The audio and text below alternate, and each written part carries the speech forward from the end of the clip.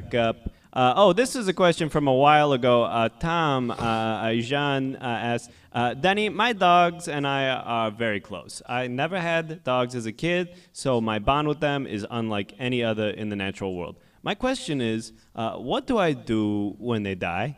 Now, that is a very real question. Good. Thank you for that question, Tom Jean.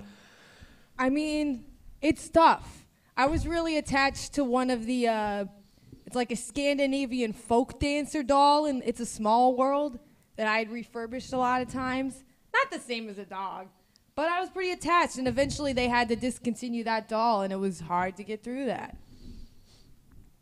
Yes. I can't imagine the pain you went through. Yeah, it sucked. I can compare that to what happened to me when I was 12 years old. Oh, yeah. I lost my father. I can just give you the answer to when I lost him is I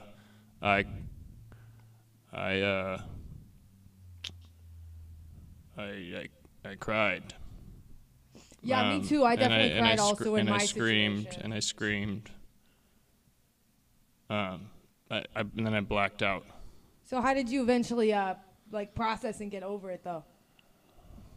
I bought a turtleneck to cover up the serial burn scars in my neck, and I became a scientist and studied and became a doctor and got a $50,000 sponsorship deal with Denny's and created the Denny's chain. So that would be my recommendation for you if you lost your dogs is buy a turtleneck.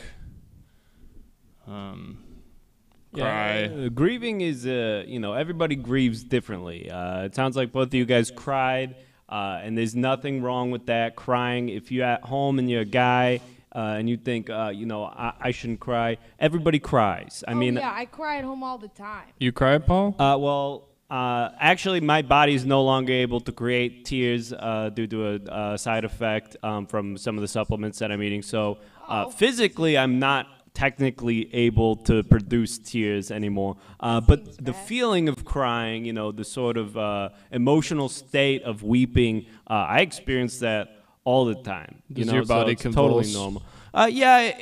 Because I don't have tear ducts, it manifests in other ways. I have this sort of like one really long hair that's growing like out of my lower back. I can't show it to you right now because there's actually a trademark tattoo back there I got when I was a kid, and I'm not allowed to show it on television. But it's sort of like one. It's like a rope. Well, yeah, it's like instead of tears, this it get one longer? hair just kind of grows, and I clip it every now and then, but it doesn't seem to bother me that much. So now it's just kind of like down to the back of my That's knee. kind of It's kind of running down to the nice. back of my pant leg. You just tuck it into the back of your pants? Yeah, it's just one, like a mole hair. You ever get a mole hair? It's I like get one dark right and it's like here. coarse. Like a dark, coarse hair. It's just kind of like, you try to It's clip it, kinda- but it's like your shears are kind of like struggling because it's so dark and coarse. It's like in Hercules when Hades tries to cut the hair lifeline of Hercules, and the scissors kind of bend around the hair. Like Yeah, the metal it's just like- bends. Exactly. It's sort of like a godly, transcendent hair that's growing out of my lower back. So, what I'm saying is, anybody can grieve in any way. If you're crying, if you're growing a very long, coarse, I dark just want to hair out point of the out back of something real your quick. body. Tom is saying that's a small tail. What you're talking about and describing is a very small tail. Well, that's one way of looking at it. Sure.